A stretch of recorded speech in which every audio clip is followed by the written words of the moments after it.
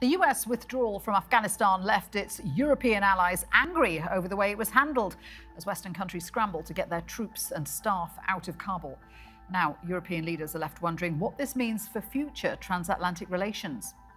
While the United States was the prime player in the Western intervention in Afghanistan, Europe made large investments militarily. They're now facing questions over their future policies on security and defence.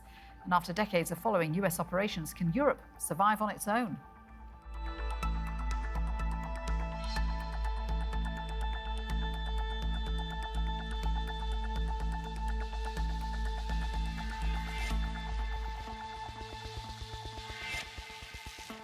Hello, welcome to the show.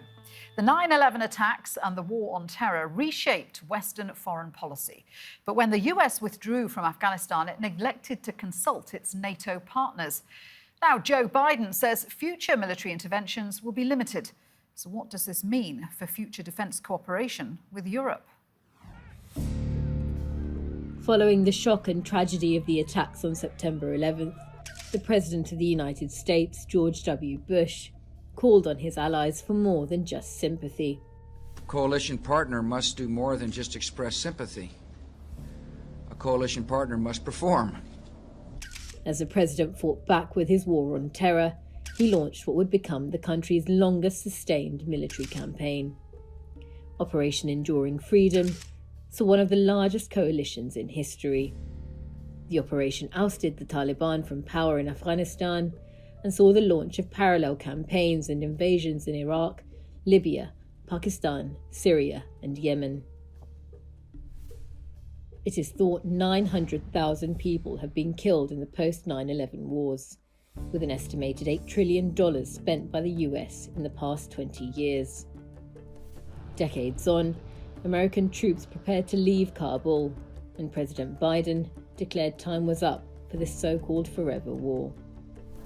But the way the departure was handled has been met with widespread frustration across Europe, with Biden's strategy openly criticised as the Taliban retook control and established a new government. How will this new tenure impact the United States in its relations with both friends and foes?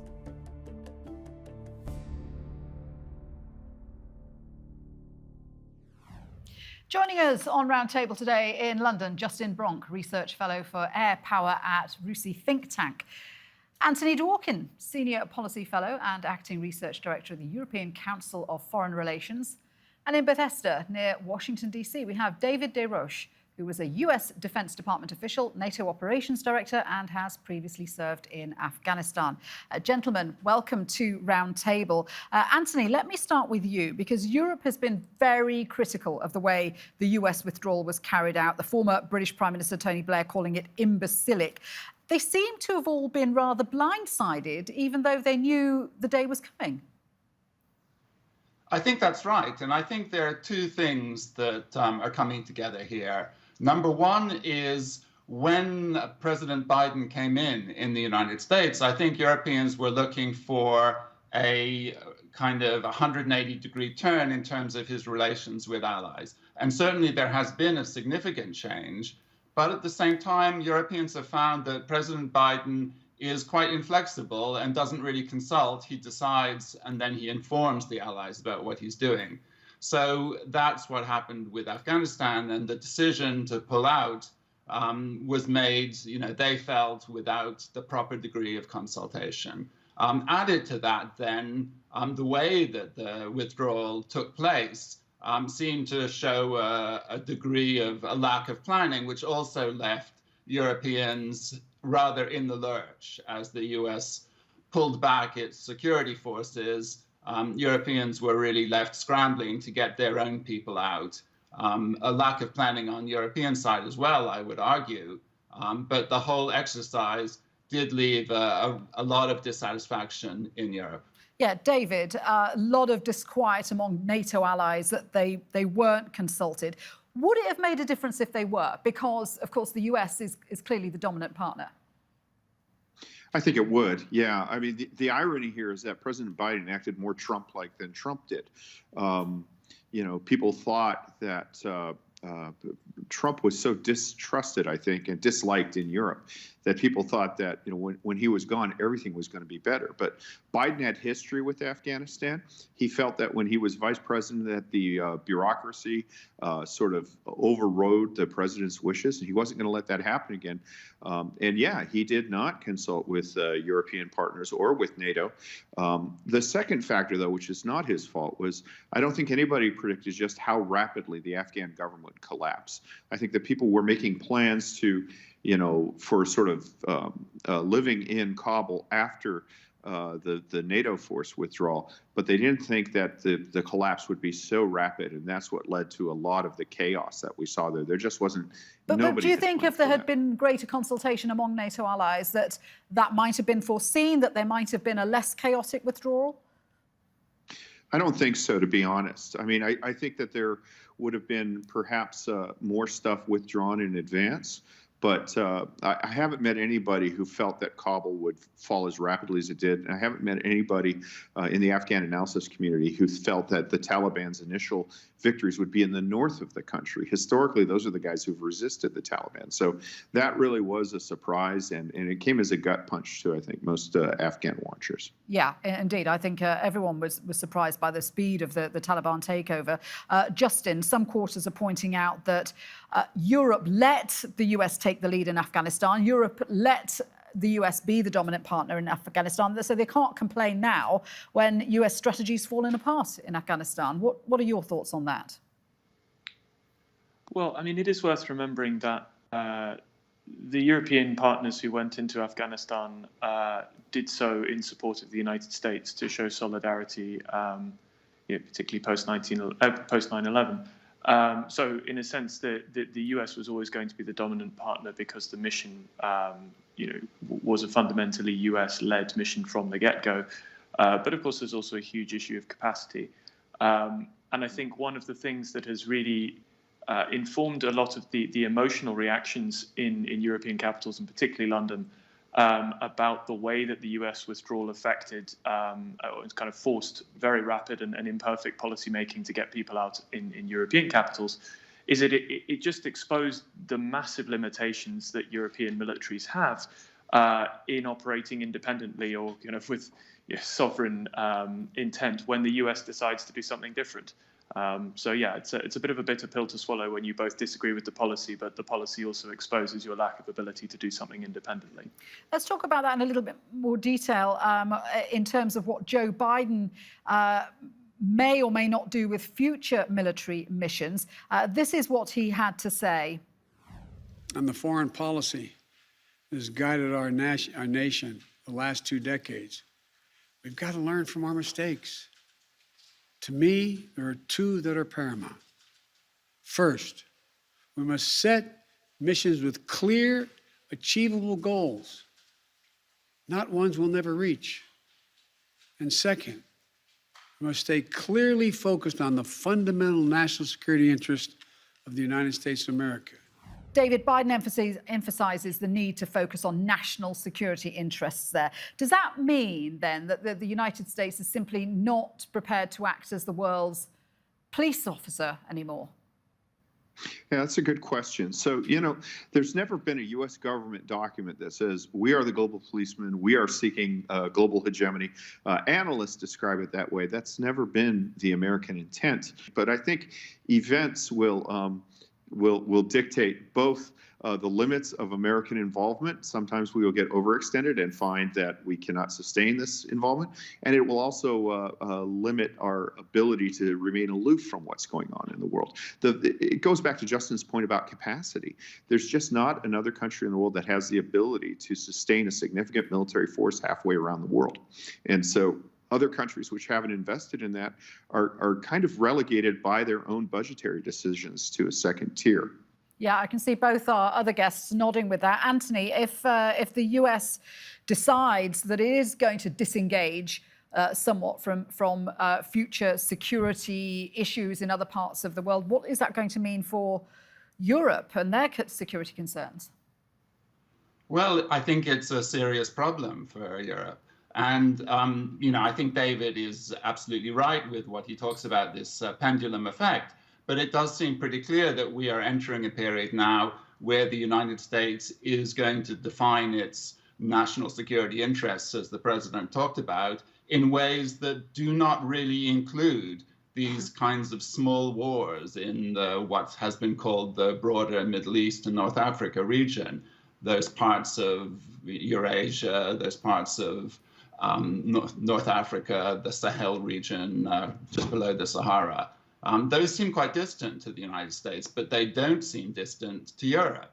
And conflict and instability in those regions does have quite a direct effect in Europe. But isn't that the point of NATO? Isn't that the point of the alliance? That it might seem like a small issue to the US, but its commitment is to help out its European partners with things that they consider to be big issues. David, I see you want to answer that. Yeah, so NATO is kind of hamstrung in how it deals with these unorthodox security challenges like mass migration by the rise of the European Union. NATO has to take decision by consensus. So countries within NATO are able to, any country can block a NATO action. And what has happened is there's been this theology emerging that anything that has a civil component to it, like migration, that has to be ring-fenced out for the European Union so that the European Union can develop as a full institution, as a peer of NATO. NATO's unable to take action on it. So really, until Europe decides amongst itself the proper security role of the European Union, what we're going to find is unorthodox but vital security challenges like mass migration from the south, those are going to continue to be dealt with really without the capacity that the alliance brings to it. Yeah, and Justin, you were talking about the capacity of Europe to deal with security challenges. If it doesn't have as much US involvement as before, what is that going to mean for Europe? I mean, it's very serious. As has already been alluded to, it's serious across a range of, shall we say, lower intensity security concerns on ongoing, terrorist threats, migration control, that sort of thing.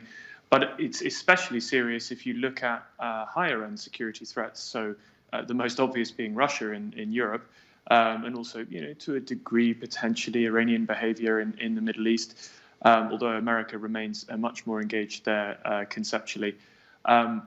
As the US and particularly the Pentagon pivots unequivocally to the Pacific, to the challenge of a rising and increasingly revanchist China, which poses a clear and unambiguous threat to American freedom of action in the Indo-Pacific, which they have to deal with. It's a very different type of defense challenge to that which has traditionally kind of dominated the high end, which is Russia and NATO in Europe.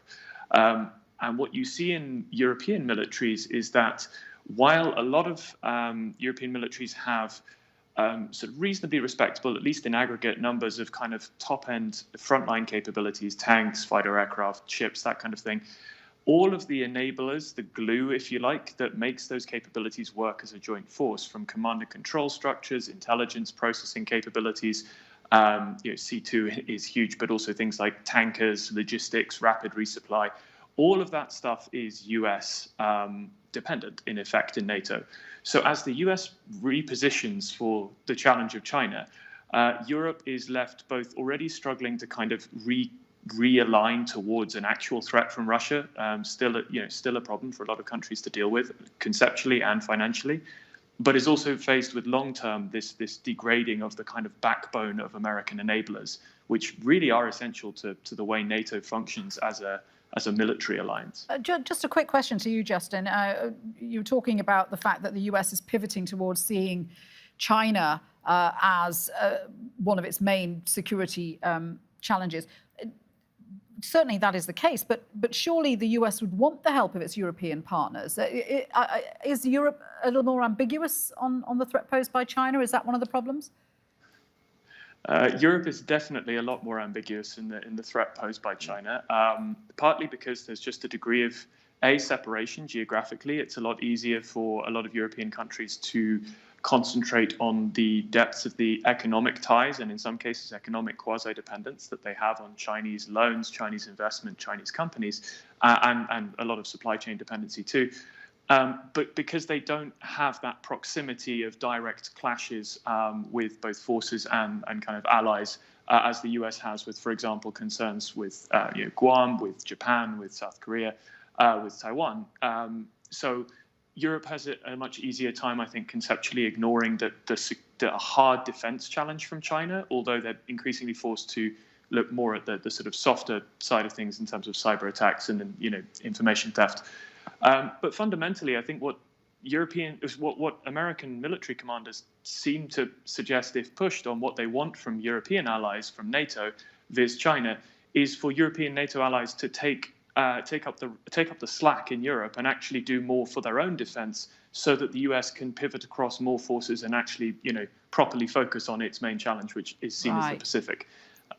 That's really interesting. Anthony, do you want to add to that? So is one of the problems now that we're seeing a divergence in foreign policies between the US on the one hand and Europe on the other, because they are focused on different things? I think that's true. They're focused on different things and they have different interests. As Justin said, the European and particularly the German economic links with China are quite different from those that the United States has, and that does affect the way that they look at China. Now, definitely European opinion on China is shifting. It's shifting in the same direction as the United States, but not as quickly and not as far. And there is some disquiet in Europe about what they see as an emerging Cold War. Conversely, there is this sense that the issues that seem, quite urgent to Europeans in the European neighborhood, as it's sometimes called, are ones that the US is stepping back from. Now, there could be a division of labor there. I don't think that's impossible. It could be, as Justin was saying, that the Europeans focus more on their neighborhood and they give some degree of support to the United States, while the US kind of factors their views and interests also into account. That's possible, but the Europeans would need to develop much more than they have so far, both the kinds of capabilities that Justin was talking about, but also a kind of strategic vision of what is the role of military force in dealing with some of these issues in the European neighborhood. Yeah, and I think one of the issues in Afghanistan is that the Europeans never really clarified what they were trying to do there. Was it nation building? Was it security? Their kind of subsidiary role let them duck those hard questions. And David, just further on that point, when it came to Afghanistan, was there also frustration on the US side that they were being left to shoulder the burden, or most of the burden of what was going on in Afghanistan? And the Europeans did contribute militarily, but for the most part, the Americans seem to be doing the vast lion's share of the work in Afghanistan. Honestly, I don't think so. I mean, we always wanted more. There were some certain capabilities that were always a problem that the Europeans were just unable to provide, like medium lift helicopters were chronic consideration. But I think in general, people were pretty much happy with the European commitment to Afghanistan, which, is far away from them, at least up until relatively recently. That was seen as kind of a stretch for a lot of these countries. And, like Germany, for example, I was in Germany when they lost their first troops to a bombing attack in 2013.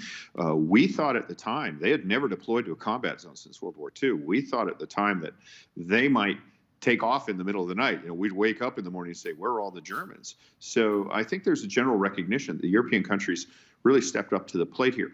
Where it becomes an issue is back to the nature of the European democracy. A number of these countries really kind of had to missell or mispackage the Afghan mission for their own countries as a peacekeeping mission or as a sort of conflict resolution mission like Bosnia, when it really was a combat mission. And, you had countries like the Netherlands, which had to, they were not allowed to seek out combat because they were supposed to be peacekeeping. So they had to deploy with Australian special forces basically as their protection elements.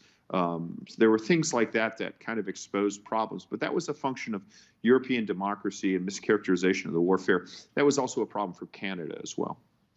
Let's talk about how US and European foreign policy might diverge in the future then. Stephen Walt of Harvard University says, what really bothers European leaders about the US withdrawal from Afghanistan is what it might reveal about America's willingness to keep subsidizing allies who aren't pulling their weight. This is another question going back to capabilities. Anthony, do you think Europe should now and will now be looking to enhance its own military capabilities? It's a long-running complaint of the United States that European countries are not contributing as much to the sort of financial burden of sustaining the alliance. That's not new. It was certainly alive during Trump, but it goes back a long time before that. And I think it will continue to be a point of tension. I think we will see now a greater debate in Europe about the need to have more independent strategic capacity, because I think they will realize that some missions they are going to have to pick up on their own. And that will be a challenge for some European countries to face up to that. I think they need to think about their strategic culture, as I said, and these are wealthy countries. If they pooled their resources and developed a joint approach to military operations, then they should be able to develop these capacities. It won't happen overnight, but it's plausible. But the problem is you have also differences between European countries about the degree to which they want to go down that road and how they think force should be used. So there are a lot of discussions yet to come in Europe, I think, before we get there. Yeah, that's a really interesting point, Justin. If there is a conversation about defence spending and contributing more to NATO, not all NATO allies are on the same page about that. They're not, but it's also worth pointing out that the 2% target, for example, is ultimately relatively meaningless in terms of actual capability, but apart from anything else, because 2% means very, very different things for different countries. 2%, if Germany got to 2% of defence spending, it would be an unbelievably large increase because the size of the German economy just it means that it's a lot more money. And indeed, they would in fact struggle to spend it at the moment.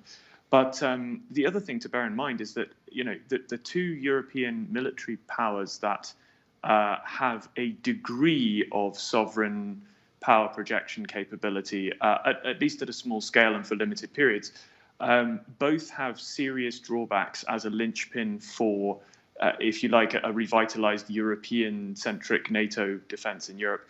Because France has always maintained a strict French first policy in effect, and is pretty ruthless and quite admirably so in some ways about defining its own national requirements before it looks at the alliance. And of course, the UK has burned a huge amount of its kind of political bridges and its alliance standing, shall we say, through Brexit, and is also chronically underfunded because political ambition for defence capability runs so high, so far above the actual funding there. So I think that there's a long way to go, which goes beyond just the amount of money that is being spent. It's also about where. In the military space, you get a huge amount of economies of scale as you move up force size, but of course the opposite is true. So, small countries like the Baltic states might spend more than 2% of GDP on defence, but ultimately it doesn't get them very far. Just because they can't afford most of the the high-end capabilities, even if they wanted to. And I think one thing that does seem to be clear out of all of this, and maybe you can speak to this, David, is that right now, after the US withdrawal from Afghanistan, after a 20-year campaign that has now seen the Taliban back in control, there seems to be very little appetite from either the US government or the US public for another long, drawn-out mission, even with a lofty goal of nation building at the end of it. That does not seem as though it's going to happen again in the future. Well, yeah, no, there's never an appetite for a indeterminate, indefinite, poorly defined mission, no matter where it is. We didn't go to an Afghanistan as, framing it as a long drawn out mission with the ultimate aim of transforming, in many aspects, medieval country into Switzerland. That kind of crept up on us. It scabbed over periods. The bigger issue of our European partners, as both Anthony and Justin have noted, for years, the Europeans have been saying we need more capacity if we want to sit at the big table. And I haven't seen that level of determination and time over the European partners. And when they do try to build a military capability, their big problem is they don't spend enough on defense. When they do decide to spend on defense, what they do is spend it in the wrong way. They say, right, we're going to form a European battle group, which instead of adding additional soldiers who can carry a rifle in Kabul or fill sandbags in Dresden when the river rises or go to South Africa, what they do is they get colonels and majors. They build a headquarters in Lille. That's extremely expensive. It's still controlling the same 4 infantry battalions that are committed to NATO and national pursuits. And so it actually drains resources from an already starved defense pool. So what the European partners need to do is build deployable logistics, lift, and infantry battalions. And unfortunately, I've never seen any indication. They go the other way. They build headquarters and they buy fighter aircraft. So arguably the will is there, but possibly not the correct execution of it. Guys, thank you very much indeed for joining me. It's been a really interesting discussion. Justin Bronk, Anthony Dworkin, and David DesRoches. Thank you. And remember, you can see more discussion and debate on our YouTube channel. Search for Roundtable TRT World. But for now, from me and all the team here, bye-bye. Thanks for watching.